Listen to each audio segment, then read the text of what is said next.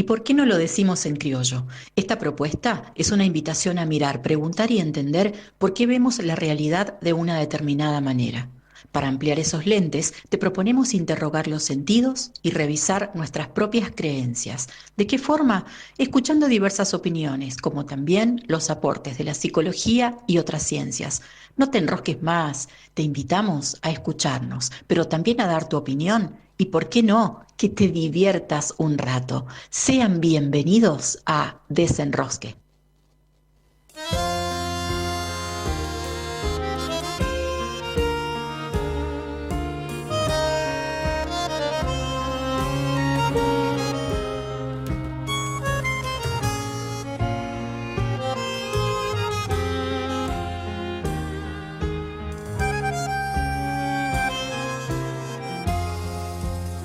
El miedo de vivir es el señor y dueño de muchos miedos más voraces y pequeños.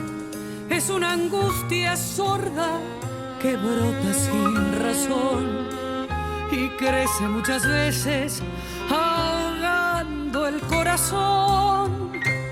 El miedo de vivir es una valentía queriéndose asumir en cada nuevo día.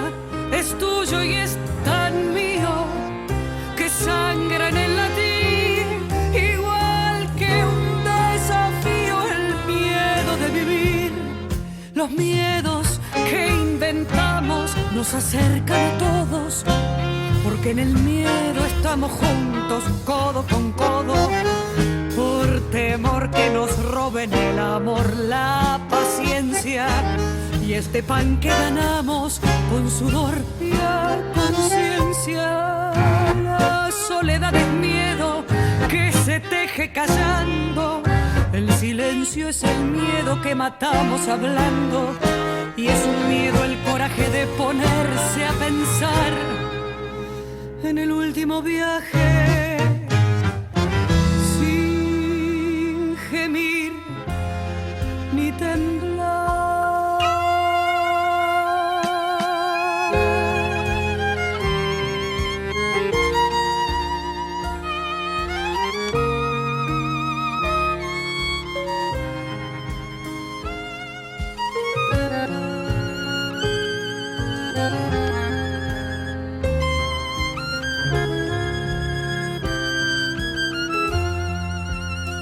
El miedo de vivir es una valentía queriéndose asumir en cada nuevo día. Es tuyo y es tan mío que sangra en el latir, igual que un desafío. El miedo de vivir. Chan, chan. ¡Qué bonito! ¡Wow! ¡Qué temón! Qué tangazo para arrancar el Qué programa. bien. Bueno, hola chicos, chicas. Hola. ¿Qué tal? Buen día. ¿Cómo están? Hola Facu. Hola, hola chicas, ¿cómo están? Qué contento, qué alegría estar acá de nuevo. Gracias por la invitación. Qué bueno tenerte acá de vuelta. Hola Fede, tanto Buena, tiempo. Sí, he vuelto. He vuelto Fede, con bravo. todo. Vamos. Vamos. Muy Hola feliz. prima, ¿cómo va? Hola André, ¿cómo estás? Yo Bien, muy bien. muy contenta de estar acá otra vez. Bueno, hoy con un tema re interesante que creo que nos atraviesa a todos y a todas, que tiene que ver con el miedo. Y la consigna de hoy tiene que ver con, la pregunta es, ¿qué miedo te gustaría que desapareciera de tu vida y por qué? ¿Quién no Wow. tiene miedo a algo, no? Tal cual. Tal cual. El miedo es parte de parte de la tecnología que traemos de fábrica y para algo tiene que servir, ¿no? A ver, ¿y cómo es eso de la tecnología de fábrica? Bueno, el miedo es una emoción que te detiene, ¿no? Cuando alguien tiene miedo, un susto, ¿no? Y la respiración se corta, algo Una ¡tuc! pausa. Se detiene. Entonces, biológicamente, el miedo es una señal que nos advierte sobre, che, ahí no, peligro. Alerta, alerta. Alerta. Y entonces, en ese sentido, el miedo nos cuida. ¿no? Claro. El tema es ¿qué pasa cuando el miedo se te queda pegado como un perro rabioso agarrándote y no te suelta, ¿no? Claro. Eso ya empieza a tener otras formas y ahí no es tan adaptativo. Claro, es más desadaptativo ahí, es sintomático, pero no tiene que ver con un peligro real, sino muchas veces más imaginado, ¿no? Exactamente. O imaginario. Igual el cerebro no le importa, real, imaginario, existe o no. lo sufre igual. Exactamente. ¿no? Entonces podemos sufrir por verduras imaginarias, pero como Que nos atacan. que nos atacan. Sí. Entonces, Bueno, pero vieron que el miedo, ningún fenómeno psíquico se puede pensar independientemente de la complejidad que lo atraviesa, ¿no? Entonces siempre pensamos en este programa, traemos un poco el tema de lo complejo que es lo humano y los múltiples atravesamientos que tiene lo que nos pasa. Y en el contexto social actual es bastante evidente el miedo, ¿no? Hay como un ánimo social de angustia, desesperanza, escepticismo, miedo, no sé qué les parece. Sí, estoy totalmente de Sí, acuerdo. tal cual. Es lo que prima, me parece. Es lo que prima, ¿no? Sí, el miedo de no saber con qué te vas a encontrar en el súper, si vas a llegar a fin de mes.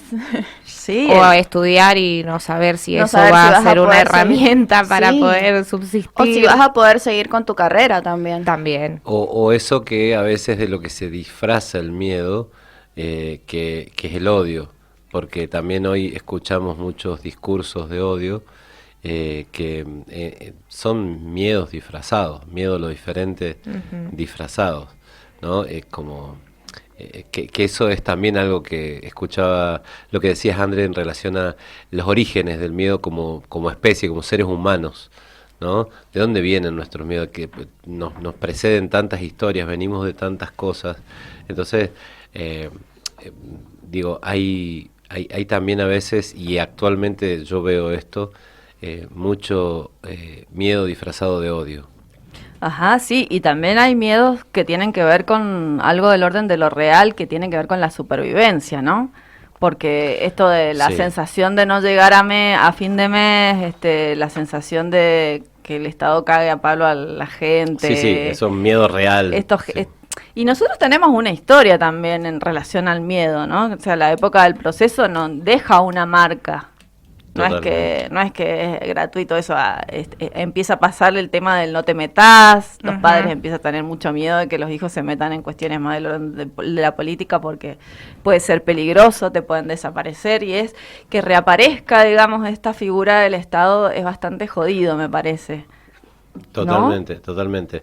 Vos sabés que en Alemania actualmente hay un programa de concientización y se trabaja con los adolescentes y Ajá. se les pregunta a los adolescentes qué creen ellos que pasó Ajá. en la época del Holocausto. Y hay muchos adolescentes que no tienen ni idea de lo que pasó en Alemania. En Alemania.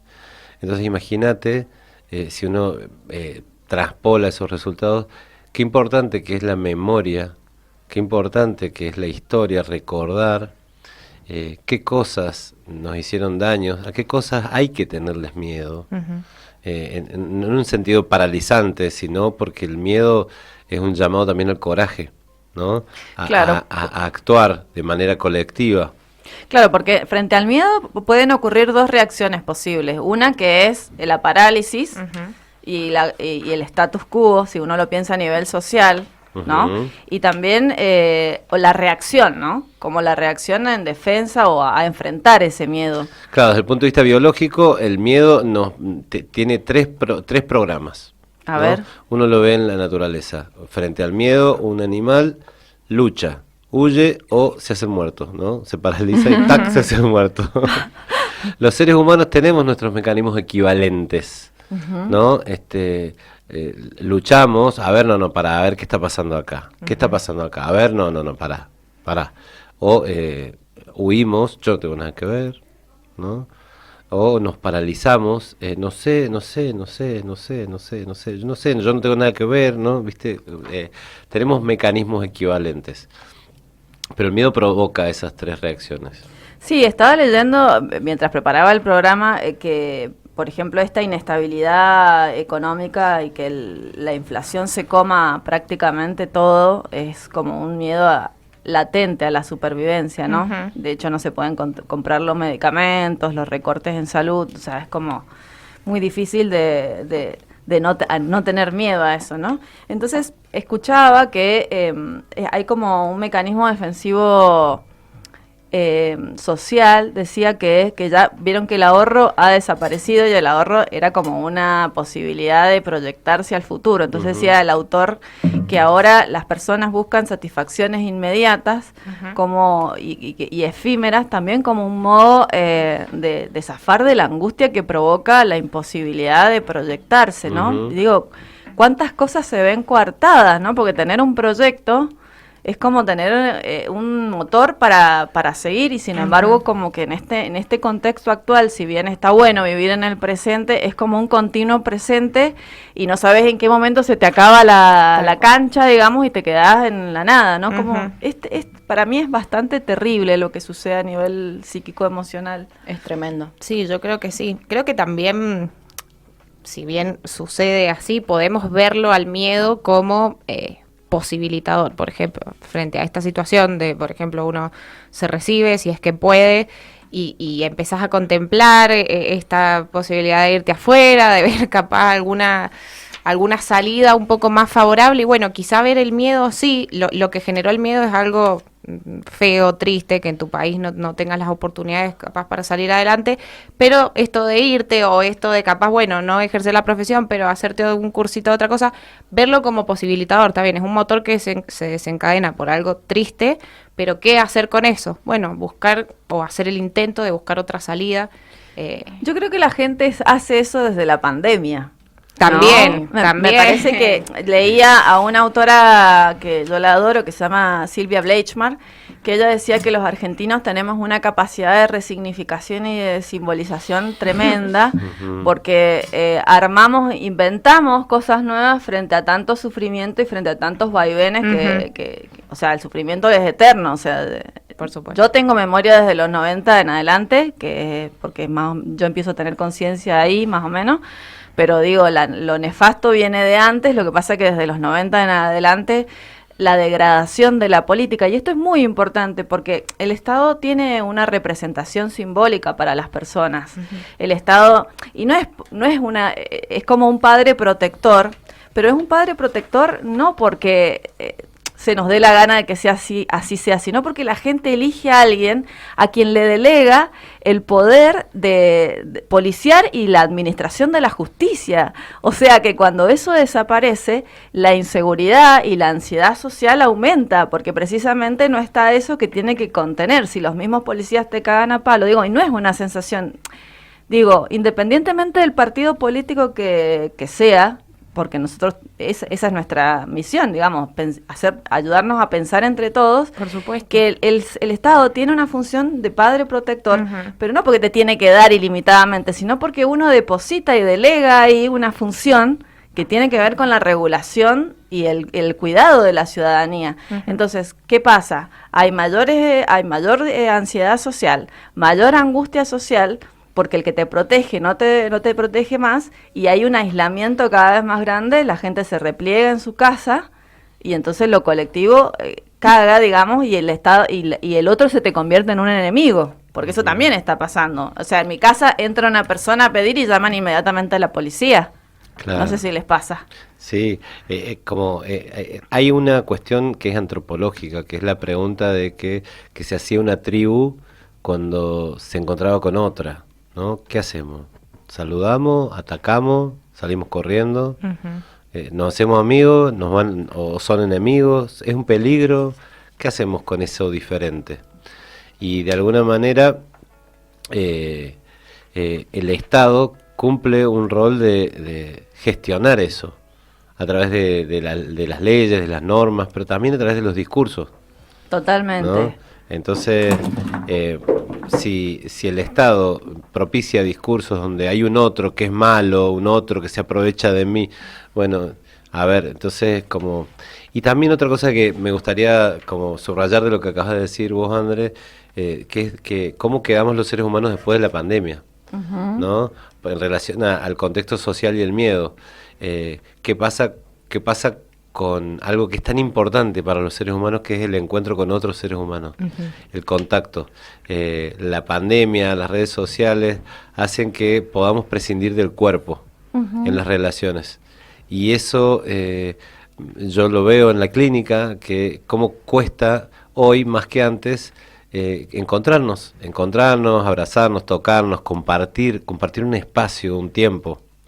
Claro, pero es que el otro se volvió potencialmente peligroso, no solamente en cuanto al ataque, ¿no? En los hechos delictivos, porque también hay que pensar cómo los medios de comunicación social generan la opinión pública.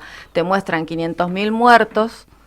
No sé si se acuerdan de la pandemia, pero Sí. era todo el tiempo mostrarte bultos de gente muerta. Sí. Entonces el peligro y la amenaza de que el otro te Sí, contagie de que algo. gente que se volvía loca literalmente. Sí, es como demonizar al otro, que por ahí uno piensa en la historia y decís, bueno, vamos hacia la evolución, hacia el progreso, pensar capaz de lo más primitivo, lo más destructivo. Y la realidad es que creo que el hombre moderno y en la actualidad hay más destrucción que hace un siglo y 2 siglos, porque también aparece este amigo enemigo de la tecnología que es como un potenciador, yo creo, de estas agresiones y de esta rivalidad y de que el otro no sabes en qué momento se puede volver en contra tuyo. Me Claro, parece y cuando el Estado desaparece de su función de regulación, lo hay que un aparece- desamparo total. Y lo que aparece es la justicia por mano propia. Y Ese sí. es el problema. Entonces y lo otro que me parece muy nefasto es usar el miedo, porque eso es la funcionalidad actual del poder, usar al miedo para exacerbar una violencia, un patoterismo, digamos, como del Estado, que es muy peligroso porque genera muchísimo desasosiego y temor, ¿no? Bueno, les hemos traído unos ejemplos del discurso del presidente, en donde se nota claramente la atmósfera de intimidación que genera desvalorizando, con ese nivel de arrogancia, descalificando, agrediendo a quienes no piensan como él. Y eso no es factible en un sistema democrático. Bueno. A ver, o a escuchar. Yo no soy totalitario, solamente estoy diciendo que sos una burra y que hablas de cosas que no sabés. Yo lo respeto porque yo creo en la pluralidad de voces. Está bien, pero pluralidad de voces no es que 2 más 2 es igual a 57.825. 2 más 2 es 4. No es una cuestión de apreciación artística. 2 más 2 es 4. Lo que dijiste es una burrada. Hablaste de algo que no sabés. ¿De qué me venís a hablar? La totalitaria sos vos, que te ponés a opinar de cosas que no sabés un carajo. Y también hace falta el tono fuerte para... Sí, porque cuando uno se encuentra con la más impenetrable, no le entra... A ver, te leí 4 veces. 4 veces te leí un párrafo de la teoría general y no lo entendiste. Entonces, digo, en realidad tu problema es un problema de soberbia, que no sabes un carajo y opinás de lo que no sabes. Ese es tu problema. Y además, encima me lo querés cargar a mí porque estás diciendo que 2 más 2 es 357.825 y yo te estoy diciendo que es 4 y no te gusta. O sea, no es un problema de percepción personal. Porque mirá si se te ocurre hacer un puente con tus ideas. Vas a matar un montón de gente. ¡Amo! ¡Amo ser el tope dentro del Estado! Soy el que destruye el Estado desde adentro. Es como estar infiltrado en las filas enemigas. Es decir, la reforma del Estado la tiene que hacer alguien que odie el Estado. Y yo odio tanto al Estado que estoy dispuesto a soportar todo este tipo de mentiras, calumnias, injurias, tanto sobre mi persona como mis seres más queridos, que son mi hermana y mis perros y mis padres, con tal de destruir al Estado. ¿Necesitas que te lo lea de vuelta?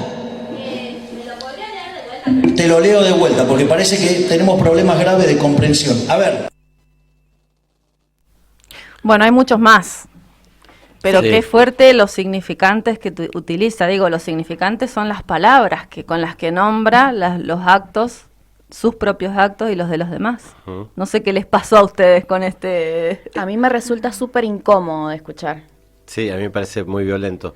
Y, Sí, y lo es. pienso en esto, ¿no? O sea, en el primer audio que estamos escuchando, porque si analizo el texto, sacando el tono que usa, la adjetivación que usa, o sea, y analizo el texto con una pretensión de objetividad, más de la que soy capaz, la máxima, él está citando una verdad, ¿no? Una objetividad como numérica, Sí. ¿no? 2 más 2 es 4, y ese es uno de los problemas más sensibles que tenemos en las relaciones, cuando creemos que somos los portadores de la verdad. Cuando creemos que somos los portadores de la verdad, nos cerramos a todo aquello que sea diferente a lo nuestro. Nos quedamos atrapados en el mí mismo. Me quedo atrapado en el mí mismo, porque yo sé la verdad. Yo la tengo. Yo la tengo, la verdad. Si 2 más 2 es 4. Y eso es válido para las matemáticas. Para la matemática es válido eso, ¿no? Pero para el resto de la vida, la vida funciona de una manera compleja, no lineal. Entonces, pensar que las cosas en la vida son matemáticas es una falacia, porque es insuficiente. La matemática es parte de la vida. Hay leyes que son matemáticas. La aceleración, la gravedad, sí, el tiempo del semáforo. Pero hay la vida, lo social, la economía, que tiene muchísimo de matemática, tampoco es matemática solamente. Pero sobre todo en lo interpersonal, cuando uno cree que está en el lugar de la verdad, no le hace lugar al otro.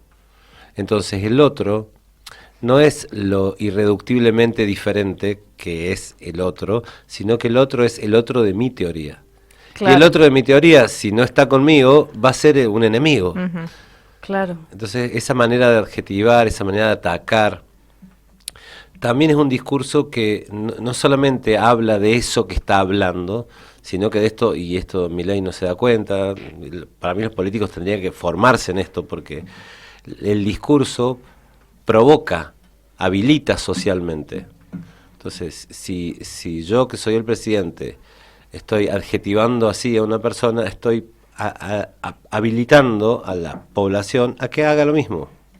Claro, ¿no? En vez de haber pregunta y escuchar, ¿no? Hay certezas y hay violencia, porque me genera enojo lo que vos me estás diciendo, porque vos no opinás igual que yo. No, y aparte está esto de que el otro opina distinto y está equivocado, y está esto de el otro opina distinto, está equivocado y es un imbécil, es un estúpido, es un burro, es un boludo. Es como me decía mi hija cuando era chiquita, a mí cuando se enojaba conmigo: malo, feo, tonto. El otro es malo, feo, tonto. Estúpido. O sea, estúpido. Entonces, pero lo grave es cuando un adulto insiste con esa posición. Con un adulto Un de adul- poder. Con un adulto y encima con un adulto de poder. Claro. Porque entonces ahí podemos entender también, estamos en el año 2024 y siguen habiendo guerras. Siguen habiendo guerras en el mundo. O sea, puede ser que esto siga pasando. Sí, está pasando. ¿Y por qué? Y porque se hace esto, se hace una teoría del otro donde al otro se lo despoja de su humanidad. El otro no es humano, es un burro. No sabe nada, es un bruto, es un ignorante. Es malo. O sea, entonces así terminamos justificando actos de violencia hacia el otro. Todo eso cubre un miedo profundo a lo diferente.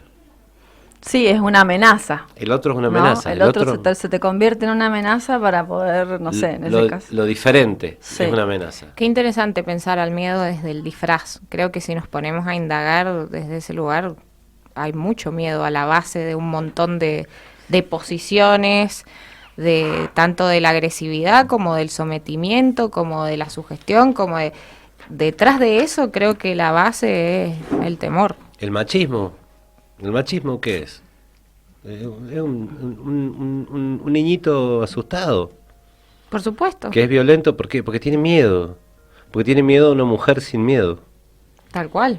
Claro, como si fuese una, después ya vamos a entrar en el segundo bloque en el psicoanálisis, pero digamos como que el miedo de alguna manera es un arreglo sintomático frente a algo que uno no puede resolver. Tal cual. Y que Hay está un oculto. beneficio. En el fondo también está la muerte, ¿no?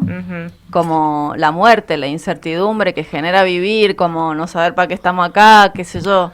Claro. Y el otro, en vez de ser la vida, en vez de ser un encuentro con ese otro y vivir de cosas más humanas, si se quiere, hay un despojo total de lo humano y no sé, una cosa espantosa. Yo siento que estamos viendo una cosa espantosa. Sí, yo quiero decir que a la gente que nos está escuchando que bueno, que estamos en este momento, estamos abriendo el miedo y lo estamos examinando en esta dimensión, pero también que no se asusten. Que no tengan miedo. Que no tengan miedo, que también vamos a hablar un poquito de, bueno, ¿qué hacemos con todo esto? Tal cual. ¿No? Así es. Porque con esto, ¿qué hacemos? ¿Nos quedamos ahí paralizados, sufriendo? No, hay que hacer algo para afrontarlo y para trascenderlo al miedo. Como Así decía es. la letra del tango que escuchamos, ¿no? El miedo es una valentía que espera un nuevo día, ¿no? Está Ajá. una valentía que está ahí como cargándose. Así es. Bueno, tenemos 2 audios que la gente ha mandado. A ver. A ver. Uy, a mí lo que me pasa con los miedos es raro, son como miedos medios rotativos o que me aparecen de repente y a lo mejor en una situación muy parecida no le tenía miedo a eso y de repente me aparece el miedo en una situación nueva. Por ejemplo, a veces me da miedo hablar con alguien desconocido, o sea, no sé cómo abordarlo o preguntarle algo o incluso en un negocio donde hay varias gente... no sé, comprando, a veces, no sé, me da un poco como de entre vergüenza y miedo interrumpir algo así. Y después también me da miedo en los últimos meses, pero me ha pasado otras veces, otros momentos, no llegar a fin de mes. Me da miedo, o sea, la palabra es miedo, así como que me da miedo. Esas dos cosas me gustaría sacarme esos miedos. Y el por qué me dan miedo, creo que son miedos bastante, muchas veces son muy irracionales, ¿no? Sobre todo este primero, ¿no? De enfrentarme a alguien, a algo desconocido, me parece que nos debe pasar un poco a todos. Y el segundo, creo que tiene un poco de las dos, o sea, creo que es un problema de la inestabilidad económica del país, que la arrastramos hace mucho tiempo, pero también un poco de que a veces me hago la cabeza con eso, ¿no? O sea, como que me sobrepasa a mí esa cuestión, ¿no? Eso, creo. A mí me gustaría que me desapareciera el miedo a la falta de plata. Todos los meses tengo la sensación de que me asfixio, de que me voy a quedar sin plata y la pregunta por qué hacer y la sensación de que nada alcanza de lo que haga. Me gustaría que me desaparezca el miedo a perder el control, porque siento que por ahí me gusta mucho planificar las cosas, tener todo bien ordenado, organizado, cómo las cosas tienen que salir, a qué hora, dónde, cómo. Y primero que es muy desgastante y segundo, genera mucha ansiedad cuando se trata de cosas que la mayoría de las veces no están bajo tu control. Ese miedo me gustaría no tener. Bueno, vieron que hay el miedo tiene como una composición real, digamos, y al mismo tiempo el hacerse la cabeza. Y en este sentido, en el hacerse la cabeza y el construir la subjetividad, estaba pensando, bueno, en mi caso particular y también en el caso de los pacientes, ¿no? Vieron que fuimos de lo más grande, ahora pensar la familia, ¿no? Porque hay familias que son muy miedosas, que también traen una historia del miedo. Por supuesto. Y también está los miedos infantiles, está después el recorte que cada sujeto hace y también la sobreprotección a veces, ¿no? Y no solo los miedos de cada familia, sino las formas de afrontar el afrontarlo, miedo. Ajá, tal cual. muy bien. Los estilos de afrontamiento de cada familia, ¿no? Y lo difícil que es por ahí despojarse de esos temores con los que hemos crecido y por ahí después cuando te individualizas decir, che, al final no me daba miedo esto. ¿Qué onda? ¿Qué onda? Es tan fuerte la marca de la familia en el tema del miedo y el afrontamiento. Con el Facu tenemos la anécdota, no sé si te acordás, Facu. Es tan fuerte el tema de la palabra del otro que te acordás que nosotros hablábamos que teníamos en común que yo usaba talle 35 porque mi mamá me había dicho que era 35 en los zapatos y después descubrí que estaban incómodos y era 36, pero lo descubrí a mis 30 y no sé cuántos años teníamos cuando hablamos. Sí, éramos grandes. Sí, yo de grande, porque también pasó lo mismo con el número de zapatos. Yo me habían dicho que era 42 y usé toda la vida zapatos muy chicos y me apretaban los dedos. Hasta que un día me puse unos 43 y dije Empezaste a vivir a esa sí, empecé a vivir la vida. Bueno, es realmente súper interesante cómo se construye la subjetividad en el medio social extenso y en la familia, ¿no? Y los discursos familiares. Y cómo uno se banca la incomodidad también, ¿no? Sí, Cómo uno se queda en la incomodidad porque ya me dijeron que es esto y yo soy esto. Claro, así, sí, no se cambia. Naturalizar. Y por ejemplo, en el consultorio se ve mucho cuando un paciente trae un síntoma, y uno le empieza a preguntar por la historia de ese síntoma. Es interesante eso también como ejercicio para que cada uno lo pueda hacer en su casa. Es decir, cuando entras a preguntar, porque el sujeto no tiene conciencia de eso porque no lo hace, viene a un espacio terapéutico precisamente para resolver eso que trae como síntoma.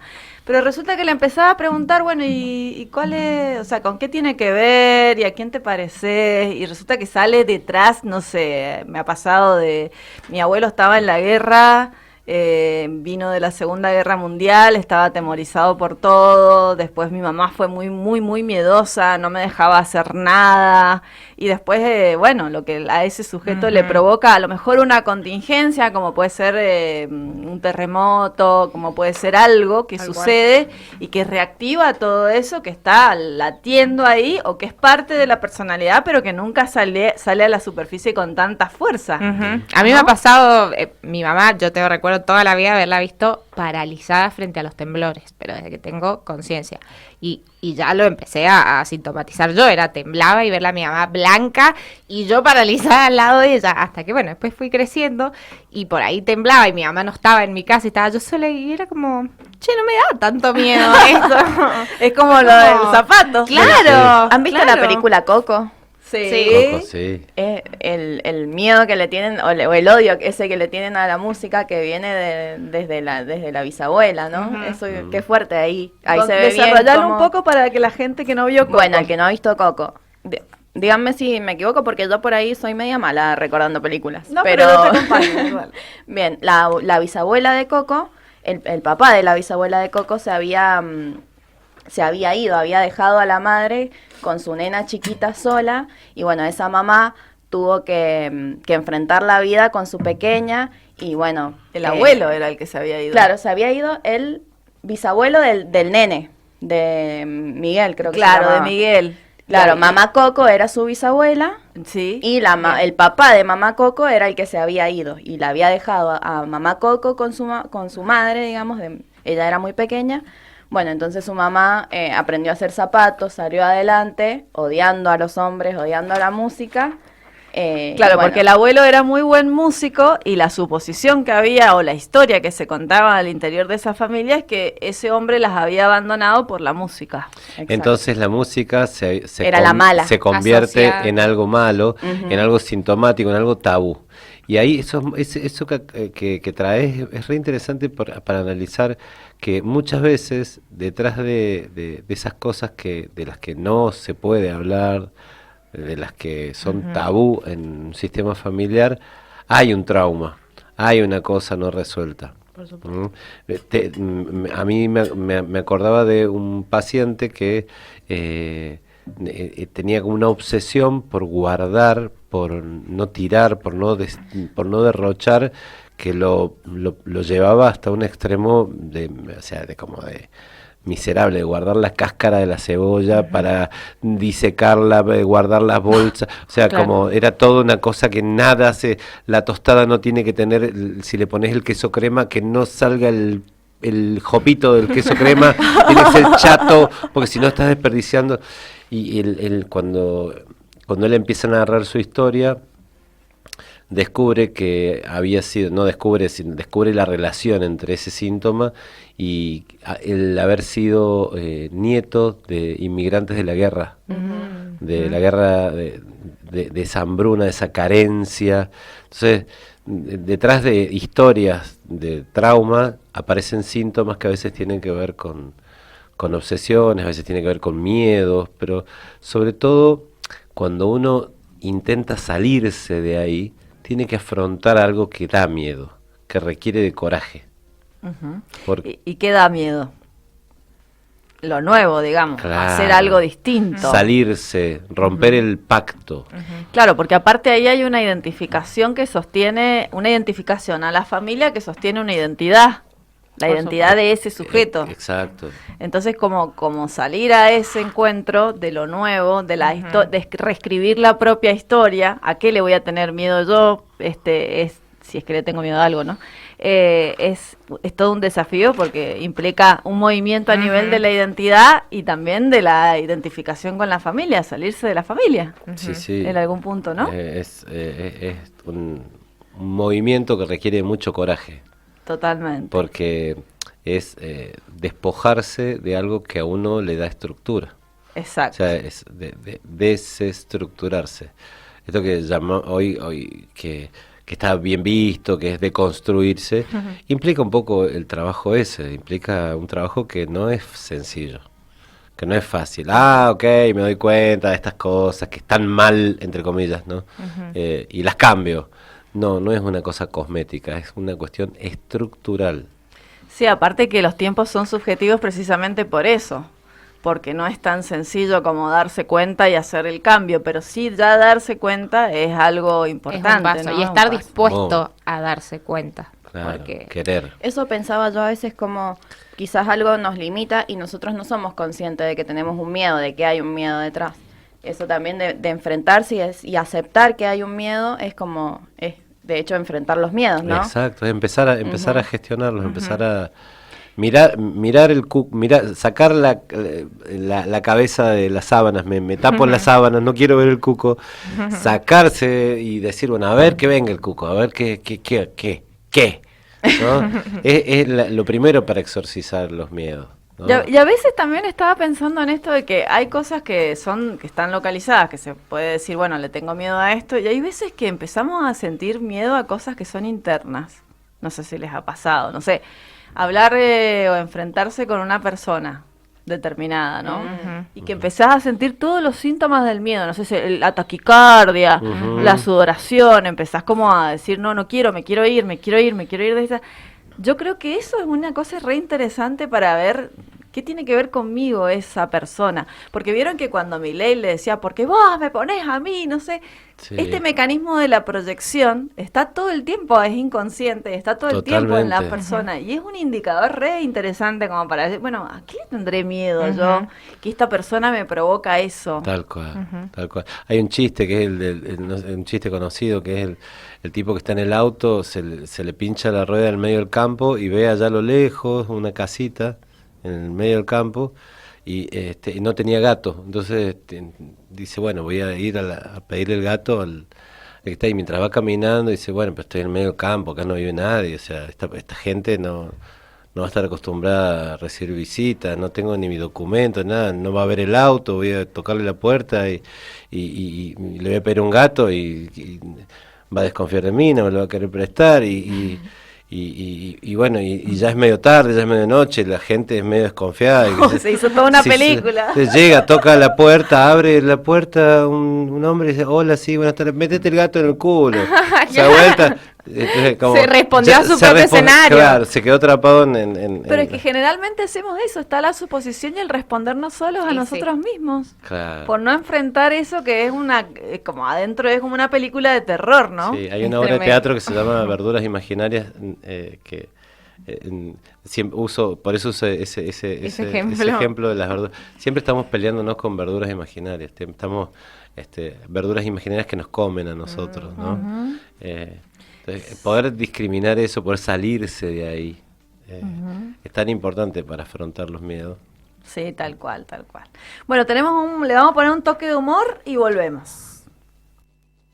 Micaela, por favor te pido que no me escriba nunca más, que no me joda nunca más, que no, yo ya te dije, yo no estoy enamorado de Camila, la amo, quiero estar con ella y solamente con ella. Y decirle que cogiste por ella por calentura, con ella por calentura. Cogí con vos por calentura, sinceramente, y quiero estar solo con Camila. Y posta, Micaela, yo no quiero saber más nada de vos, de nadie, solo estoy enamorado de Camila y no quiero saber más nada de nadie, quiero hacer las cosas bien. Así que te pido por favor que nosotros estamos peleando mucho, ella sufre mucho, así que aparte por tu bien también, hace tu vida y decirle que ella no me tiene miedo, Manuel, ¿por qué no me tiene miedo? Decirle la clase de loca que soy. Ella es loca, pero no importa eso acá lo que importa es que nadie... Decirle que que corra cada vez que me ve, decirle eso, ¿le puedes? Está grabando y vos lo estás diciendo, listo, no importa. Corre cada vez que me ves, corre, por tu bien te digo. En fin, Micaela, por favor, alejate de mí, yo me alejo de vos y... Trola. Como le digo a mi mujer, No la quiero más. Su rabia porque no le tiene miedo. No me tiene miedo. Como decía el Claro, chabón, el chabón tenía mucho miedo. decirle que El soy chabón loca. tenía mucho miedo. Él paralizado. Sí, sí. Estaba recagado las patas el Mal. flaco, sí. O sea que la mina era de temer, ¿eh? Bueno, Claramente. también tenemos un videito del miedo al rechazo de filosofía, lo escuchamos y nos vamos al corte. En un minuto. Hoy, miedo al rechazo. ¿Por qué es tan difícil encarar? El mundo se divide básicamente entre dos tipos de personas. Los que son capaces de ir a hablarle a un total desconocido y los que nos quedamos mirando a la espera de que se dé un milagro, tipo que nos vengan a hablar y nos digan, che, ¿sabes? Te estaba mirando y te quería decir que te amo y que quiero formar una familia con vos. ¿Vos cómo estás? El tema siempre es conocer a alguien, ¿viste? Que es como tener una cita. Mientras estás chamullando por Instagram es un planazo, pero después llega el momento y te querés matar. ¿Por qué? Según Eva Iluz, el miedo al rechazo existe porque las cosas que nos hacen sentir valiosos como personas son muy volátiles. No tenemos un criterio objetivo para decir yo valgo esto. Nuestra autoestima está atada a cientos de interacciones privadas que nos hacen sentir más o menos deseables. O sea, medio visto en Instagram y nuestro ego ya ¡pum! Se destruye. Las condiciones para sentirnos seguros con nosotros son muy frágiles. Nos cuesta encontrar seguridad porque no hay un criterio unificador. Es como cuando alguien te dice sentilo. ¿Qué sentilo? Explícame. No siento nada. ¿Sabés? La última vez que sentí era a los 9 años, que mi tío me alzó a UPA. Después nunca más. Por eso a veces buscamos ser amados, porque el amor termina siendo una fuente de validación social, porque el reconocimiento no es algo que nos dan para siempre, sino algo que hay que validar todo el tiempo, sentirnos deseados, sentirnos queridos. A veces más que amados, solo buscamos no ser invisibles. Hasta la próxima.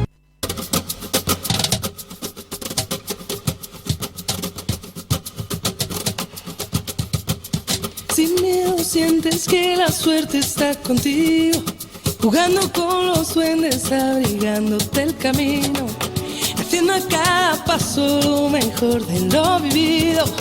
Mejor vivir sin miedo, sin miedo.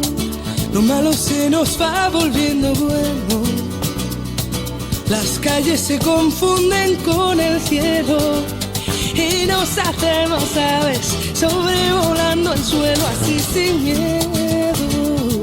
Si quieres las estrellas vuelco el cielo, no hay sueños imposibles ni tan lejos. Si somos como niños, sin miedo a la locura, sin miedo a sonreír, sin miedo sientes que la suerte está contigo, jugando con los duendes, abrigándote el camino, haciendo a cada paso lo mejor de lo vivido. Mejor vivir sin miedo,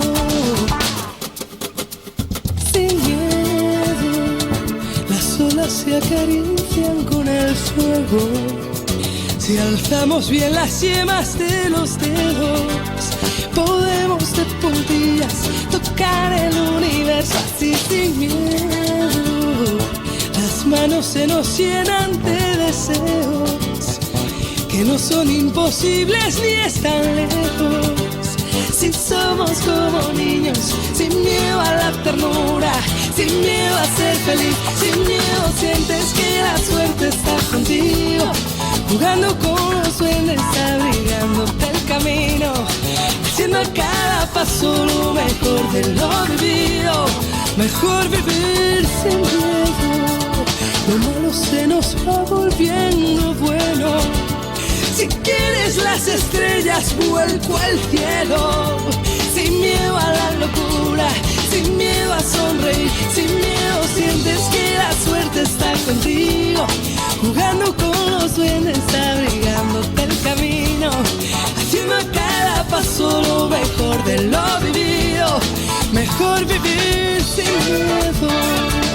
Sí, sin miedo sientes que la suerte está contigo, jugando con los duendes, abrigándote el camino, haciendo a cada paso lo mejor de lo vivido.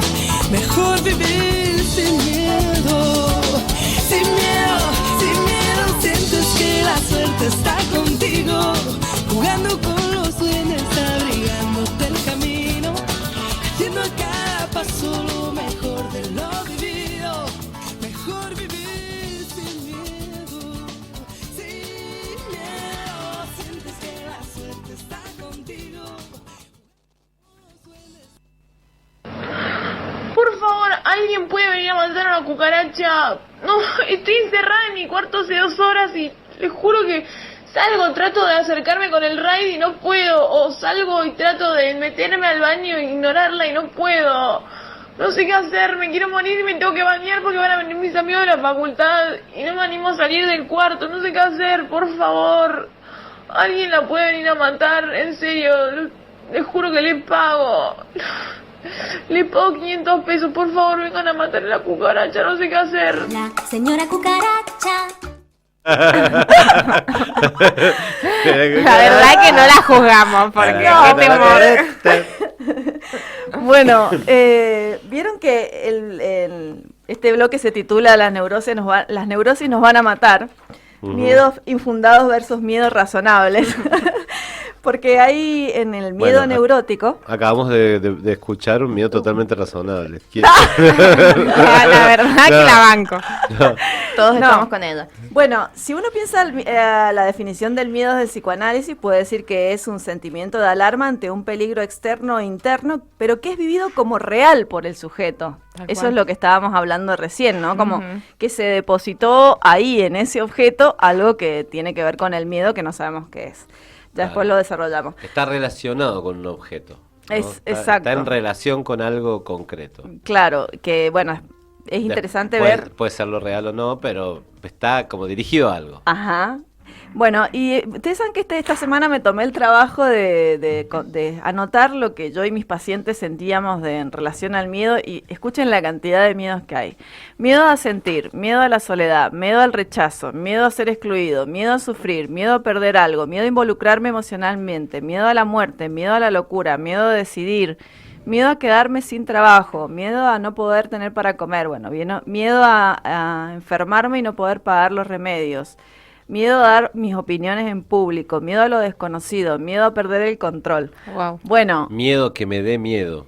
¡Qué loco! Miedo de mí misma. Sí. ¿Vieron qué heavy todo? Tremendo. Esto. Sí, hay como mucho control también ahí, Sí. entre líneas de eso que leo, ¿no? Como mucha necesidad de control. Qué trampa que es la necesididad de control. A ver, cuente, doctor. Y porque es un alimenta el miedo, porque esa ilusión del control, el control nos da la ilusión, ¿no? Una falsa ilusión. Claro, la falsa ilusión, ¿no? La cuestión de la ilusión en el sentido de la ficción fallida, ¿no? Todos necesitamos poder contarnos un cuento sobre que todo va a estar bien. Todos necesitamos poder decirnos, che, todo va a estar bien, va a estar todo bien. ¿No? Yo venía hoy a la radio y decía, bueno, quisiera hablar de esto, pero no sé bien de qué voy a ver. Entonces no podía hacer otra cosa que apostar, decir, va a estar todo bien, estoy con las chicas, va a estar todo bien, sí, la paso re bien, va a estar todo bien. Pero no puedo dejar de detener un segundo y decir, che, pero es un cuento, no sabes cómo te va a ir. Bueno, para poder avanzar en la narrativa de mi vida necesito decir, va a estar todo bien. Claro. Y lo que hacemos para decir que va a estar todo bien es usar alguna referencia de nuestra memoria.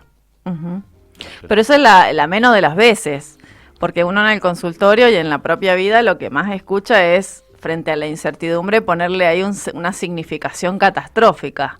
Para que no nos gane eso, tenemos que poder construir otra narrativa. Claro, pero eso, ¿no? eso me parece interesante, ¿no? Como que el miedo muchas veces tiene que ver con un adelantarse a, tenés razón, en esto de la necesidad de control, y un adelantarse a cosas que no se sabe que van a pasar. De hecho, está comprobado que creo que el 90% de las cosas que pensamos no sucede. Sí, lo vi la otra vez. O sea que pensamos al pedo, chicos y chicas. Y digo, ¿cómo en vez de poner, yo siempre les digo a los pacientes, en vez de poner ese sentido tan terrible ahí por delante, ahí cuando no se sabe, qué interesante sería poner un sentido más alentador o por lo menos un poquito más relativo, ¿no? Algo que nos permita confiar, algo que nos permita la esperanza, no como algo de espera, sino como una actitud que te permite motorizarte hacia adelante, ¿no? Y que no, porque la vía del control, ir por el lado del control, bueno, entonces, para ir al programa de la Andrea, voy a estudiar miedo desde el punto de vista fisiopatológico, voy a volver a repasar esto, voy a llevarme los libros, los apuntes, voy a... o sea, esa cuestión te carga, te genera malestar. Y lo que te empuja ahí es la pretensión de que uno puede tener todo bajo control. Y no tenemos todo bajo control. Tenemos mucho menos que todo. Alguito, pequeñito. Un esbozo, Un muy esbozo. Yo creo que siempre tenemos la intención de que las cosas nos salgan bien, pero la vida es contingente. O sea, yo siempre lo escucho en los pacientes que van a rendir un examen, ¿no? Y bueno, y que no, y a lo mejor les va mal porque del otro lado vieron que la nota también es subjetiva. Sí, por supuesto. Hay un otro que te evalúa subjetivamente, entonces no fui lo suficientemente, no estudié lo suficiente, y vos ves que la persona está desangrando, ni siquiera va a comer, no cuida sus necesidades, y vos decís, bueno, es que no depende todo de vos. Claro. Es más, te puede pasar que vas reestudiado y te pones muy nervioso y no podés decir ni la mitad. Entonces me parece juegan que un montón. como que es como un poco humanizar la cosa, ¿no? Como aceptar que el no todo se puede. Eso. Y después hay una diferenciación importante entre el miedo y la fobia, que me parece interesante como destacar, porque en la clínica es lo que más recibimos, y los ataques de pánico que los recibe el doctor. Nosotros también lo recibimos, pero bueno, o sea, ya requiere a veces de medicación. Sí, la más de las veces. Claro, el miedo es una emoción primaria, como decíamos al inicio, que provoca una reacción de protección, ¿no es cierto?, de defensa. Pero ya la fobia...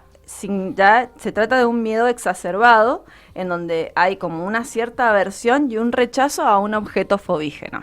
Por ejemplo, el tema de la cucaracha, ¿no? A mí me pasa con los sapos. No sé por qué carajo los sapos me generan una cosa espantosa.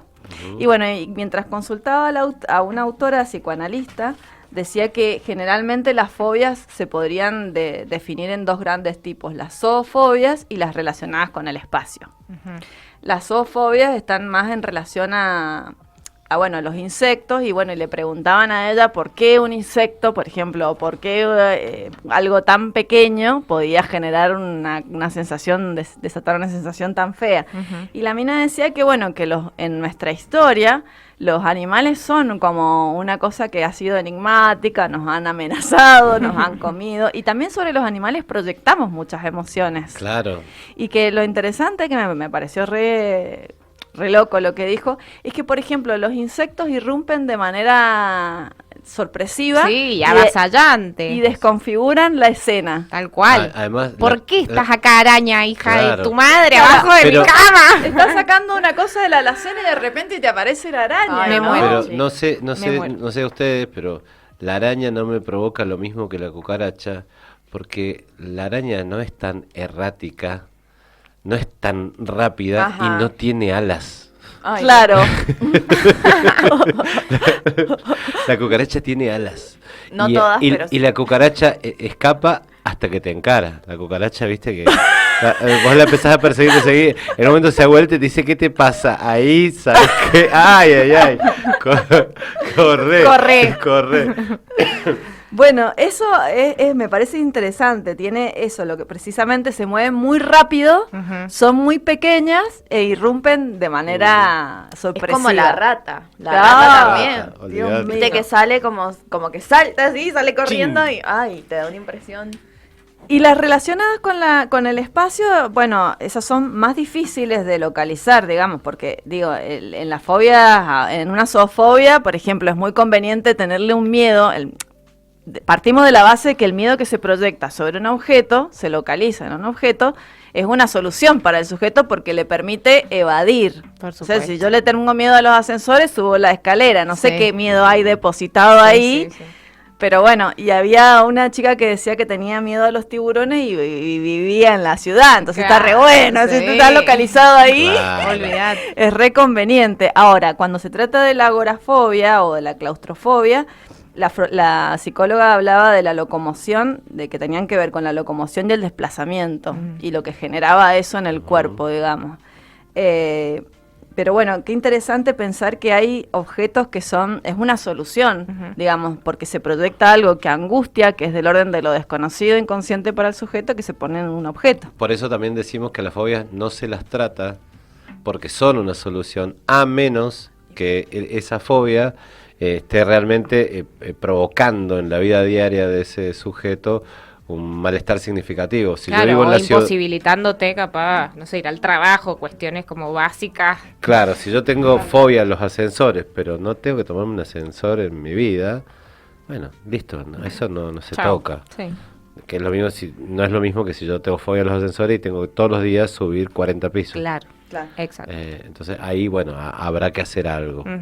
Claro, y ahí, o sea, implica un nivel sacrificial para el sujeto y toda una geografía en el caso de... Claro.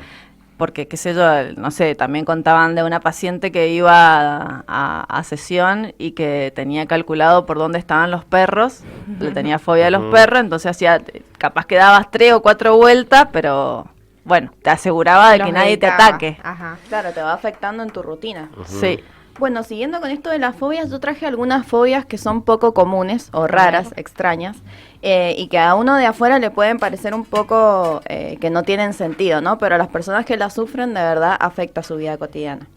La primera es la uranofobia, que es el miedo descomunal a la observación del cielo. Muchas veces, muchas veces no está relacionado a un aspecto astronómico, o sea, no tiene que ver con la inmensidad del universo o los grandes objetos que pueden haber en él, sino a las concepciones que relacionan el firmamento con la religión y la etapa posterior a la muerte. Esto de que me muero y me voy al cielo, bueno, un poco de por ahí puede venir esto. Y la gente que está afectada por este miedo suelen evitar los espacios abiertos, ¿no? Después tenemos la araquibutirofobia. Wow. Qué raro, ¿no? Nunca la vi. Araquibutirofobia, que es el miedo desproporcionado a asfixiarse. Y esto a veces puede manifestarse en una imposibilidad para tragar líquidos y alimentos, ¿no? Fíjate cómo te puede llegar a afectar en tu cotidianidad, ¿no? Sí. Gente que por ahí evita ciertas texturas, por ejemplo, yo he escuchado gente que evita comer queso derretido porque sienten que se les va a quedar en la garganta y se van a asfixiar. Ni hablar de que no pueden tomar pastillas, por ejemplo. Tenemos también la onfalofobia, miedo a ver o tocar ombligos. Ah, mira. Un torso desnudo te puede causar pavor. Sí, a mi compañera no le gusta que le toque el pupo. Hay mucha gente que no puede No ver. le gusta. ¡No me toques el pupo! ¡No me toques el pupo! Y después, ¿Qué tendrá ese pupo? ¿Qué tendrá ese pupo? ¿Qué tendrá ese pupo? Y el último que les traje es la crematofobia, que es el miedo e incomodidad exacerbada a manejar dinero. Ese no lo tengo. No, yo tampoco. Se traigo con Si la alguien crema. tiene ese problema, Que nos llame, que me que nos llame, yo cuente. se lo manejo. Todo lo que sea manejo de dinero te genera un malestar. Mira.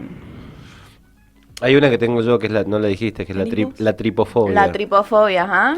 Esa yo la tengo. Que Vos la tenés. la tripofobia es un miedo irracional a imágenes o objetos que tengan agujeritos. Ajá. Cuando yo veo una cosa con agujeritos uno al lado del otro, me da una cosa como ¿No lo te de las pasa con cucarachas. las paredes? No, te incomoda? tiene que ser tiene que ser como no es cualquier agujerito, Ajá. son cosas que de cosas que del mar, O un panal, por no, ahí. el panal no, el panal no. Acá estoy Mira. mostrándoles a ustedes. Sí, se ve bastante en las Eso redes. me da Ajá. mucha impresión. ¿Y qué es lo que pasa? ¿Es algo que sentís que va a salir algo de ahí o...? Mira. No puedo. Y lo estás mirando. No, porque se lo estoy mostrando a ustedes, pero ahora lo voy a sacar. Bueno, ya está. Hasta Ay, transpiré. se puso todo rojo. Transpiré. Qué feo. Te vamos contando. Estoy teniendo la reacción somática a la fobia, ¿no? Que esto te empieza a latir el corazón, te empieza la agitación de la respiración, empiezas a transpirar las manos, se empieza el cuerpo a contraer. A mí me pasa algo parecido cuando veo imágenes de la inmensidad del océano y se ven los animales como las ballenas y eso me genera una sensación en el cuerpo, no sabrías identificarlo como fobia, pero me genera una sensación muy muy fea, esa inmensidad enorme y las ballenas, no sé por qué es con las ballenas. Sí. A mí me pasa en las montañas, por ejemplo, como tengo miedo, me da, pero bueno, a ver, para que sea una fobia y la gente sepa, estas son cuestiones, las fobias obstaculizan la vida, te limitan, claro. Limitan la vida. Estamos hablando de cosas que son a lo mejor un poco que dan miedo, pero es psíquico, pero que no llegan al nivel de la fobia, ¿no? Sí, también otra diferencia que está buena hacer con el miedo, la fobia, es la angustia, que por ahí son términos que se suelen confundir entre el miedo y la angustia. El miedo tiene un objeto, siempre. El miedo es hacia un objeto. Hay que ver y hay que analizar qué es lo que a uno lo lleva a desplazar ese temor, que seguramente tiene un contexto, a un objeto particular. En cambio, la angustia es sin objeto, ¿sí? Uno no sabe o no puede localizar en un objeto qué es lo que lo angustia, ¿sí? Suelen ser cosas que siempre se confunden y que, ay no, la verdad que tengo miedo y no, y es angustia, es ese desborde, esa cuestión que también puede tener un fundamento real objetivo o real interno, digamos, pero que aqueja, aflige, imposibilita muchas veces. Y bueno, siguiendo un poco lo que la Andre decía de la fobia,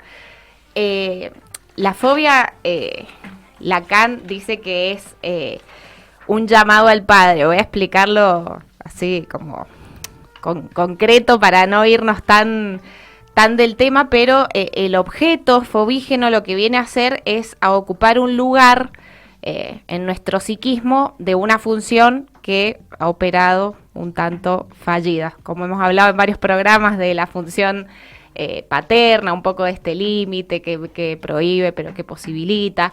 El objeto fobígeno, es decir, las personas que por ahí tienen una estructura fóbica, una neurosis fóbica, que ya vamos a ir un poquito indagando sobre eso, depositan en ese objeto. Hay muchos casos muy conocidos, si quieren googlear o qué sé yo, de Freud, del caso Juanito, hay varios casos conocidos de niños que desarrollan fobias infantiles, por ejemplo, a los caballos. Este caso Juanito es un niño que tenía 5 años, si no me equivoco, que desarrolla fobia a los caballos, y es un poco como en ese objeto caballo se depositan un montón de cuestiones de lo que eso representaba para ese niño, de lo que representaban las relaciones sexuales, del Edipo, de todo eso, y cómo se desplaza a ese objeto un montón de cuestiones que tienen que ver con la angustia, con el crecimiento, con lo desconocido, que es como quizá mucho más ameno. Por eso decíamos que es como que sí, tenerle miedo a algo es como, bueno, vos ya sabés que le tenés miedo a eso, no le haces contacto a todo lo que implica o todo lo que hay detrás de que el temor se condense en un objeto.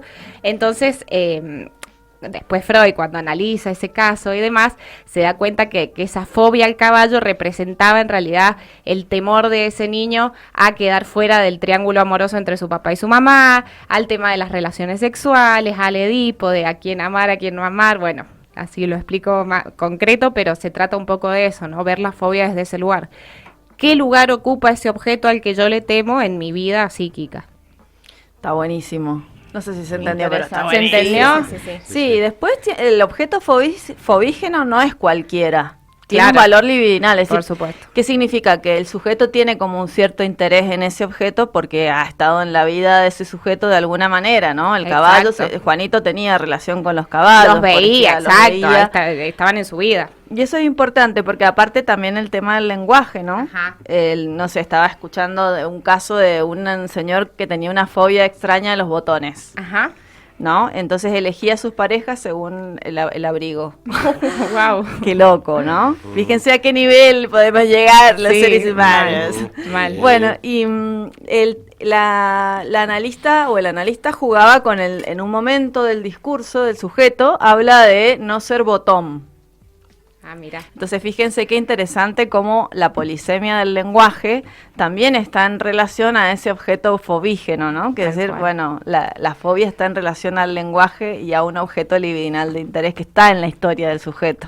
Claro, y como decías vos recién, la fobia representa una solución. Sí. Entonces, es algo que es una forma de darle tratamiento a un miedo, a un trauma, a algo.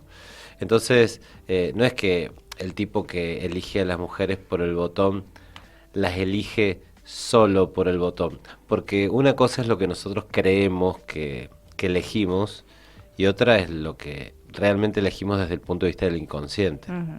Desde el punto de vista del inconsciente hay cosas que elegimos que no sabemos por qué, pero las elegimos. Nuestras inclinaciones, lo que nos llama, lo que nos provoca el deseo, es tan escurridizo, tan evanescente, que por ahí creemos que es por esto otro, y también hay elementos que van por ahí.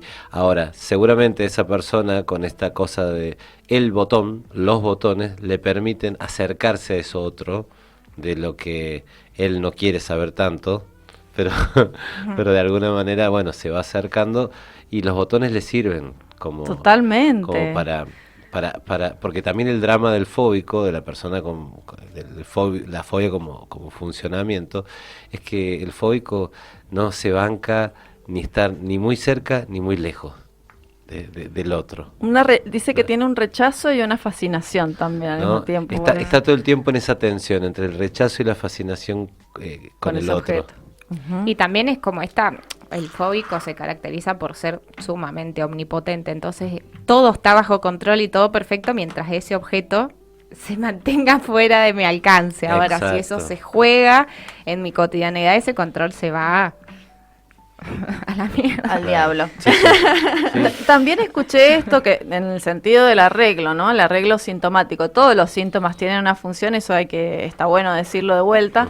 El miedo es una certeza que nos protege de la incertidumbre. Lo escuché de una psicoanalista que es re famosa, que me parece interesante porque creo que eso, ¿no? Después de la incertidumbre y la muerte, ¿no? Que frente a lo que no sabemos, hay un arreglo sintomático, que cada uno hace un arreglo distinto frente a eso, ¿no? No sé si se entendió. Sí, pero... clarísimo. Se entiende. Bien, yo les comento que hicimos algunas preguntitas en las redes, queriendo saber cuál es el miedo más frecuente que visita a nuestros oyentes. Y dimos algunas opciones: miedo a la muerte, miedo al rechazo, miedo al fracaso y otros. Pusimos para que sumaran ellos a ver cuáles eran. El que más votos tuvo fue miedo al fracaso, con el 50% de los votos. Pero hubieron dos respuestas muy interesantes, sumando algunos miedos más particulares por ahí. Acá una de nuestras oyentes nos contesta: miedo a las materias camiones que desaprobé tantas veces y me rompieron el autoestima. Qué situación tan común, ¿no? Entre los estudiantes. Otra respuesta fue: vivo con miedo a tener la misma vida que tuvo mi mamá. Otro miedo bastante común, me parece. Y después hicimos la pregunta de ¿qué consejo te hubieras dado a vos mismo el primer día que sentiste ese miedo? Y acá hubieron otras respuestas muy interesantes. No hay nada de malo en fallar, se vuelve a intentar, fue una de las respuestas. No aflojes, dejarlo en stand-by es peor. Tu historia la escribís vos, las decisiones las tomás vos. Otra fue... esa era la última, bien. Y también nos contestaron la consigna de qué miedo quisieras que desapareciera de tu vida. Y obtuvimos respuestas bastante interesantes también. Acá hay una que cita una canción del Cebo y la Escandalosa. Dice: el miedo a ser tal cual somos. Y ahí aparece el Cebo y la Escandalosa gritando: aceptarnos tal cual somos, liberarnos sintiendo amor. Qué bonito, ¿no? Bueno, ¿eso fue todo? Eso fue todo. Qué loco el tema del miedo al fracaso, ¿no? Sí. ¿En qué lo mide uno al fracaso? Porque vieron que si uno piensa, en esto que estaba diciendo la chica, de que las reiteradas frustraciones en desaprobar la materia le destrozó la autoestima, es como fuerte, porque es una cuestión de medición externa también, o sea, tu autoestima se construye en base a una nota que te pone a cómo te va en la carrera. otro. Claro, bueno, también escuchábamos al filósofo hace un ratito que decía que todos queremos ser amados porque el amor es una de las maneras de validación social. Y en definitiva, todos necesitamos la validación social. Todos necesitamos un otro donde mirarnos y reconocernos. Por supuesto. Y que nos reconozca. Por eso, reconocernos. Necesito reconocerme a través tuyo.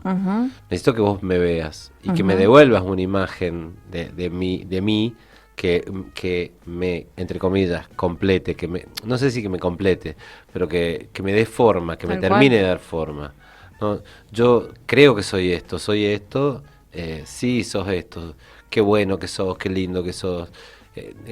Eso nos pasa desde que somos bebitos, y la autoestima es poder hacerse cargo de esa función, de poder verse a uno mismo. Pero no dejamos de necesitar la mirada, somos seres sociales, entonces necesitamos que si rendimos una materia que aprobarla porque necesitamos esa validación. Y Hegel y Lacan van a decir que el deseo es deseo de reconocimiento, así que pero ahí también caemos, se me hace en esto de que queremos agradarle a todo el mundo, porque queremos que todas las respuestas sean positivas. Ahora, eso es otra cosa. Que todo el mundo, en todas partes, todo el tiempo me esté devolviendo mi imagen. Bueno, ahí hay que ir a terapia. Hacete cargo un poquito, nene, vos de vos mismo. Claro, como que hay que encontrar un punto en donde está, o sea, el reconocimiento del otro es importante y es necesario, pero hay un otro punto en donde el propio reconocimiento, digamos, todo lo que uno le pone a lo que hace, y que bueno, no sale, pero vaya a saber por qué no sale, no siempre tiene que ver con vos. Y eso es indelegable, porque y si yo no resuelvo eso, de poder verme a mí mismo y validarme a mí mismo, entonces tampoco voy a poder recibir esa mirada del otro que viene de afuera. Por más que me digan qué bueno que sos, qué lindo que sos, si yo no puedo verme bueno, si yo no puedo verme lindo, lo suficientemente bueno, lo suficientemente lindo, ¿no? Entonces, por más que de afuera me lo digan, yo no me lo voy a creer. Claro, lo suficientemente sería no todo, o sea, que podés, pero no todo. Exacto, ¿Sí? No soy tan lindo. No soy tan bueno. No soy todo bueno ni todo lindo. Tengo mis mierdas, tengo mi sombra, ¿no? Y con respecto a esto del fracaso, también quería decir que vivimos en un mundo de la productividad, donde tenés que estar haciendo algo que sea productivo con tu vida. Y exitoso. Claro, por supuesto, ¿no? Se miden resultados. El emprendedor es el arquetipo de como el modelo, así como el yuppie, el hippie, en otras épocas, ahora el emprendedor, ¿no? La emprendedora, el que hace algo exitoso con su vida. Entonces, la fama, el dinero son valores que de esta época, y el éxito es como el mandato social, ¿no? Y el fracaso es tan importante errar, es tan importante equivocarse, porque ahí es donde está el aprendizaje. Yo ahora, ¿puedo contar una cosita? ¿Sí? He estado las últimas 3 semanas supervisando prácticas de estudiantes que venían de Alemania, un alemán, un español y 2 suizas. Lo cuento porque es interesante la interculturalidad, ¿no? Y mi estilo de supervisión, son estudiantes avanzados, entonces no voy a estar corrigiendo cosas básicas, errores, ¿no?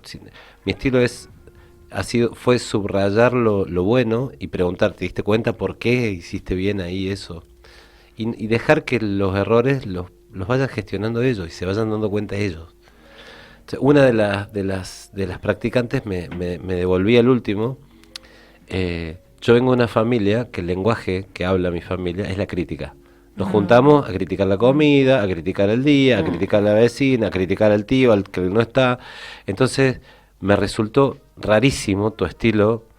No te creía, porque estabas todo el tiempo tirándonos flores, todo el tiempo diciéndonos las cosas que hacíamos bien. Yo estaba esperando que me dijeras todo lo que hacía mal. ¿no? Entonces, cuando uno ha aprendido que el error es algo malo, no se lo permite. Si uno aprende, y eso uno lo puede reaprender todo el tiempo. No es que lo aprendiste una vez y ya está. Si vos tenés un problema con el fracaso, podés aprender a que el fracaso es una oportunidad para algo. Sí, también pensaba que en el mundo de la crítica está el todo, ¿no? Como esto es lo que veníamos diciendo, o sea, que no es lo suficiente, no soy lo suficiente para nada, o sea, porque si hay una crítica, siempre hay una suposición de que se puede alcanzar la totalidad de algo, y en todos los sentidos, ¿no? Tal cual. O que el otro tiene que ser a imagen y semejanza de mi propia imagen, que la imagen siempre tiene la cuestión de la completud, la fascinación de la completud. La verdad con mayúsculas. Claro. Y lo otro que pensaba en esto de no repetir, me quedé pensando en la persona que miedo a repetir la historia. No, miedo a repetir la historia de mi mamá. Claro, miedo a tener la misma vida que tuvo mi mamá. Exacto. Creo que ese es el desafío de toda persona, digamos, hacer una diferencia, pero que esa diferencia no es sin la valentía o sin el coraje de enfrentarse a los propios síntomas, ¿no? Exacto. O al propio cuento. Porque la narrativa de uno es muy parecida al contexto familiar, social en el que habitó. Ahora, uno puede reescribir su historia, la puede reescribir, y eso es muy interesante cuando uno está en el espacio terapéutico, como el sujeto va hablando de una historia y uno empieza y de repente le empiezan a aparecer nuevas versiones que tienen que ver con lo singular, a lo que nunca ha sido escuchado, ¿no? Como eso, no, porque mi papá o mi mamá dice que eso tiene una fundamentación, que es que, bueno, cuando somos chiquitos, el otro es el que nos configura y tiene la verdad, la supuesta verdad, sobre lo que nosotros necesitamos, es el que nos interpreta. Pero me parece súper interesante esto de poder hacer una diferencia, y hay que animarse a hacer la diferencia, y hay que ir por el autoconocimiento. Para mí esa es la vía. El autoconocimiento. El autoconocimiento. Qué aventura, ¿eh? Oh. Qué aventura. No es una aventura sin raspones, sin riesgos. El autoconocimiento, pero es el camino de lo genuino. ¿No? Digo genuino, no de lo verdadero, para diferenciarlo de estas verdades con mayúsculas que son tramposas, ¿no? Lo genuino de uno. Tal cual. Bueno, tenemos un videíto de filosofía y de humor. Y escuchemos el de filosofía, lo charlamos y después nos vamos al corte. Minuto, hoy que no panda el cúnico. Como diría mi amigo Chelo, yo soy muy cagón. Poner película de terror, no entiendo a la gente que ve película de terror. O sea, ¿quién en su sano juicio se organiza para tener un plan de pasarla como el orto? O sea, ¿cómo es la cabeza del tipo que dice, bueno, hoy vuelvo del laburo, para desconectar un poquito meto 2 horitas de taparme la cara con la manito y después una semanita sin dormir? De todas las emociones que existen, el miedo está en el top de las peorcitas. ¿Quién no se prendió una lucecita ahí para dormir más tranquilo a la noche? Que yo sé que está mal, Greta Thunberg, pero es más fuerte que yo. El punto es, ¿se puede no tener miedo? Aristóteles dice que el miedo tiene que ver con cómo las personas ven las cosas, no con el hecho en sí. Para tener miedo yo tengo que estar convencido de que existe un mal capaz de causarme un gran sufrimiento, que ese mal es inminente y que yo no lo puedo evitar. Por eso usualmente no sentimos miedo a la muerte porque la vemos como algo lejano, o miedo a convertirnos en seres despreciables porque pensamos que es algo que podemos evitar. El miedo al final es una experiencia que nos tiene a nosotros como protagonistas, apoyándonos en creencias y juicios tanto generales como concretos. Dicho en fácil, a veces para dejar de sufrir solamente hay que dejar de creer en lo que pensamos. Hasta la próxima. Bueno, yo creo que qué bueno que está. Bueno, simplemente hay que dejar de creer en lo que pensamos. Lo que pensamos tiene el valor de la creencia, y la creencia es ciega. Totalmente. Es como pero es como la fe. Sí, sí. O sea, uno no ve a Dios, pero cree. Pero hay gente no se cuestiona. Sí, sí. Súper interesante, ¿no? Muy. El laburo debe ser descreer lo que uno tiene desaprender, como certero. Sí. Y es lo mismo que decir no creérselas tanto. O sea, lo que me pasa, lo que me hacen, no es que me pasa, no es que me lo hacen. La gente hace cosas, no me lo hace a mí. Y todos tienen un inconsciente. No soy el centro del universo. Cuestionarte, ¿no? Ya el hecho de cuestionarte hace que vos no sientas que tenés una verdad absoluta. Claro. Ni sobre vos ni sobre el otro. Exacto. Ni sobre vos ni sobre el otro. Bien, bueno, nos vamos con humor y volvemos al último bloque ya. A mí me dan mucho miedo los truenos, papi. ¿A ti no? Claro que no, mijita. Yo soy hombre.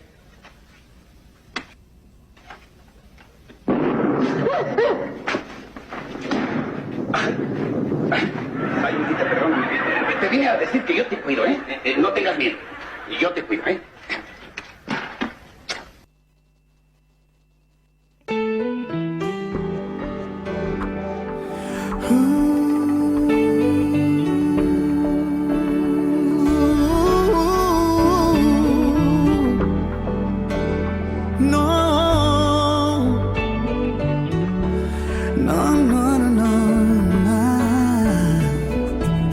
Yo no sé si tú, no sé si yo seguiremos siendo como hoy. No sé si después de amanecer vamos a sentir la misma sed. ¿Para qué pensar y suponer? No preguntes cosas que no sé. Yo no sé. No sé dónde vamos a parar, eso ya la piel nos lo dirá. ¿Para qué jurar y prometer algo que no está en nuestro poder? Yo no sé lo que es eterno, no me pidas algo que es del tiempo.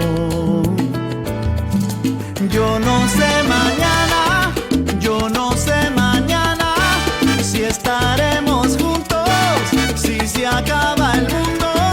Yo no sé si soy para ti, si serás para mí, si lleguemos a amarnos, odiarnos. Yo no sé mañana, yo no sé mañana quién va a estar aquí. De un café pasamos al sofá, de un botón a todo lo demás. No pusimos reglas ni reloj, aquí estamos solos tú y yo. Todo lo que ves es lo que soy, no me pidas más de lo que doy. No, yo no sé mañana, yo no sé mañana si estaremos juntos, si se acaba el mundo. Yo no sé si soy para ti, si serás para mí, si lleguemos a amarnos, odiarnos. Yo no sé mañana, yo no sé mañana quién va a estar aquí. Esta vida es igual que un libro, cada página es un día vivido. No tratemos de correr antes de andar, esta noche estamos vivos, solo este momento es realidad. No, no, no sé. Oh. Yo no sé mañana. Esta vida es una ruleta que gira sin parar. Yo no sé si tú, yo no sé si yo, cómo será el final. Puede ser peor o puede ser mejor. Deja que el corazón decida, vida mía, lo que sentimos. Mañana, yo no sé.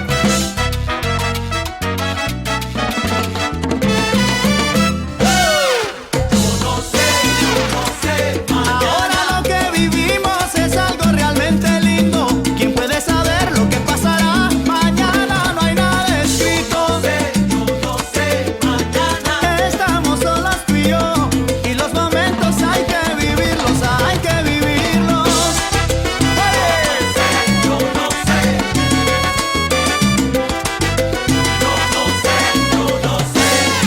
no sé mañana, yo no sé mañana si estaremos juntos, si se acaba el mundo.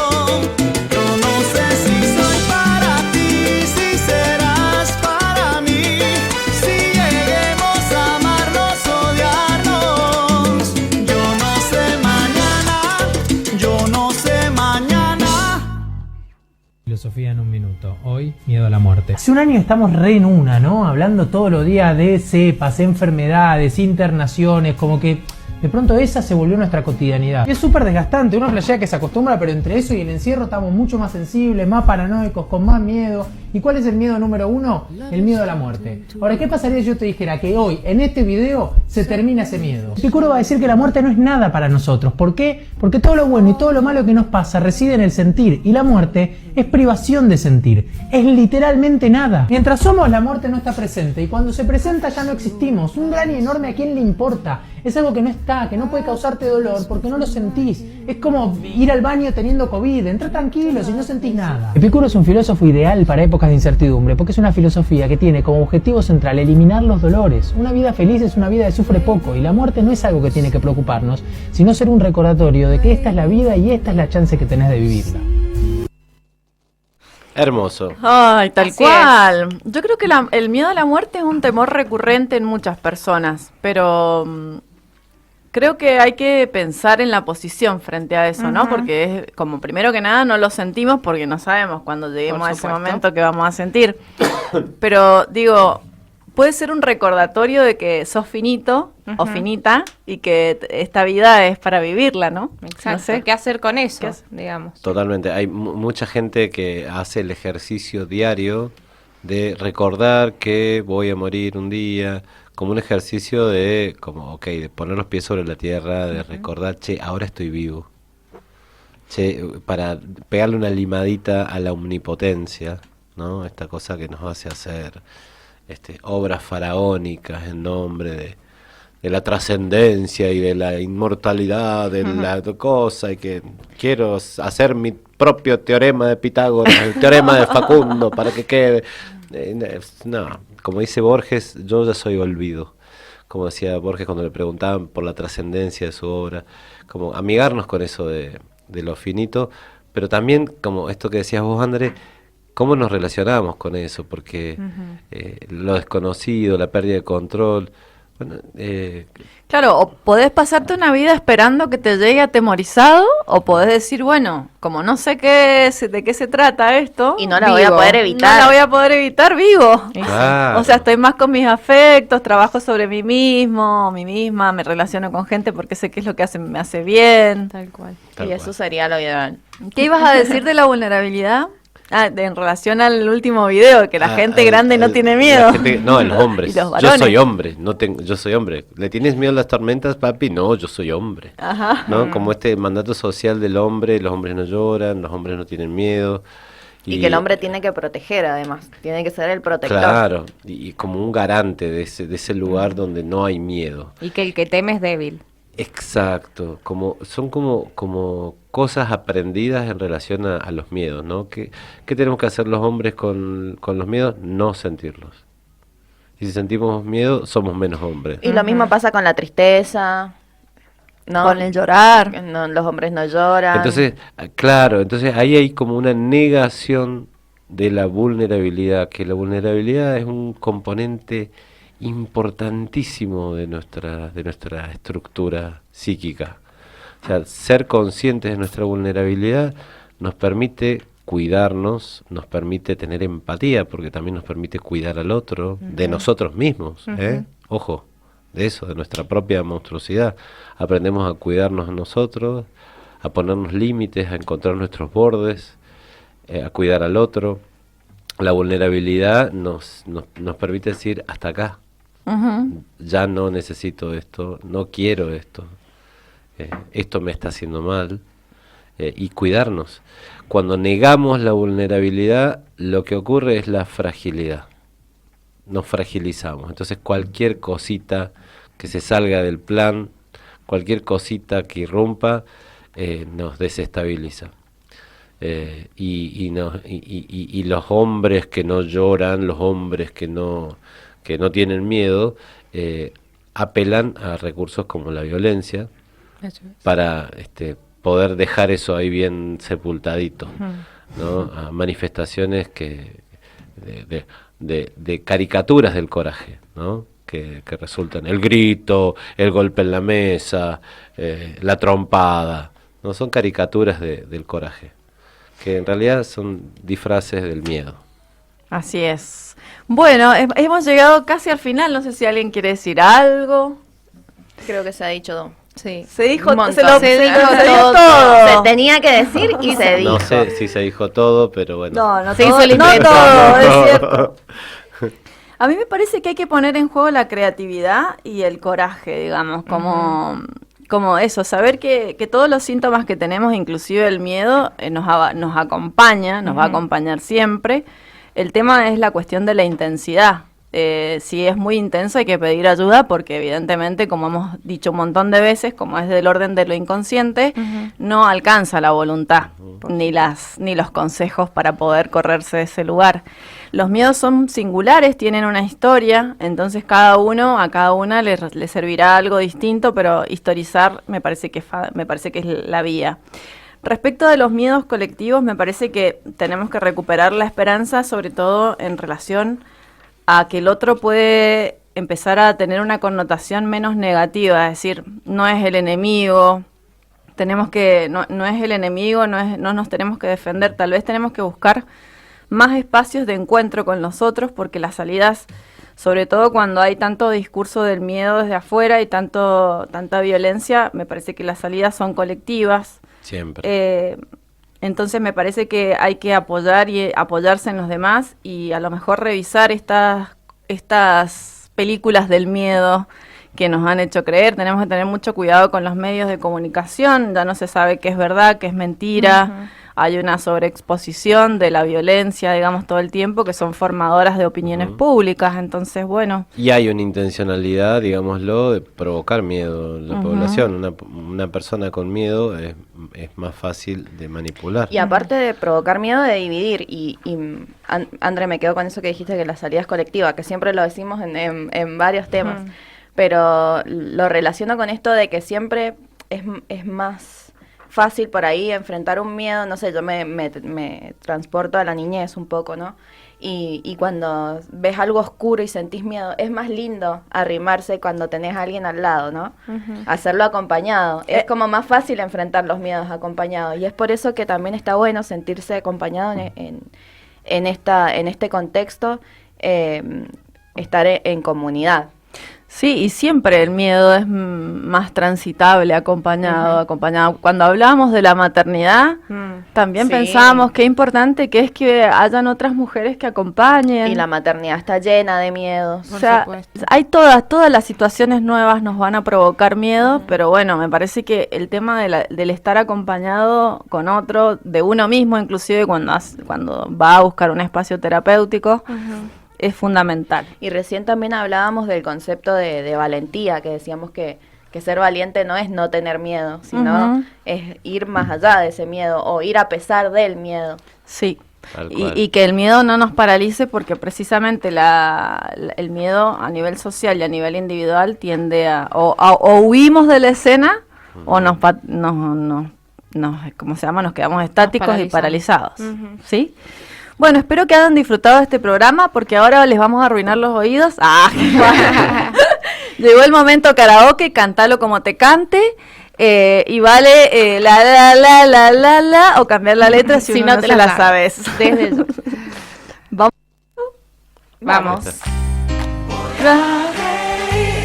Voy a bailar, vivir, la. Ahí todos. Vamos al estribillo, que sea. Vivir, la. Voy a bailar.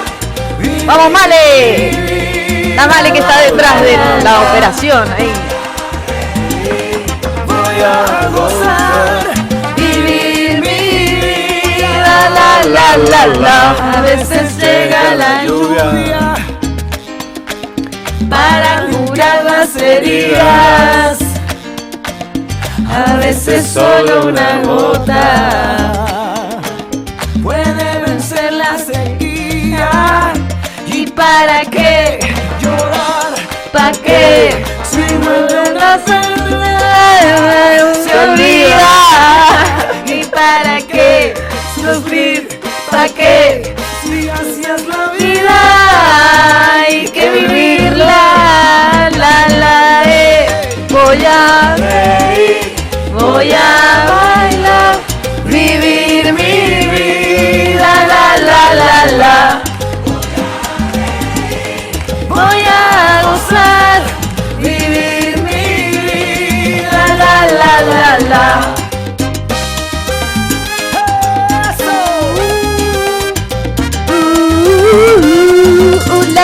la la la.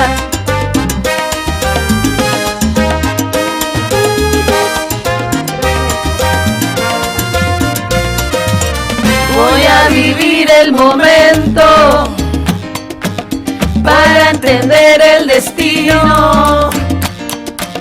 Voy a escuchar el silencio para encontrar el camino. ¿Y para qué llorar? ¿Para qué? Si duele una pena, se olvida. ¿Y para qué sufrir? ¿Para qué? Si duele una pena, se olvida. Voy a reír, voy a bailar, vivir mi vida, la. Voy a reír, voy a gozar, vivir mi vida, la. Mi gente. Con efectos de gente, mi gente. Bueno, gracias. Gracias Facu, gracias Fede, gracias Male, gracias Agus, gracias gente que nos está escuchando, gente que participó. Gracias Andre. Gracias, Andre. Bueno, y gracias a todos y a todas y nos encontramos la semana que viene con una nueva propuesta de Desenrascar. Vamos, feliz sábado. Sufrir, empieza a soñar, a reír.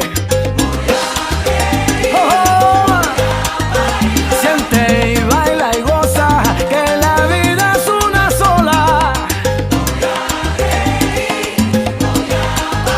Vive, sigue, siempre para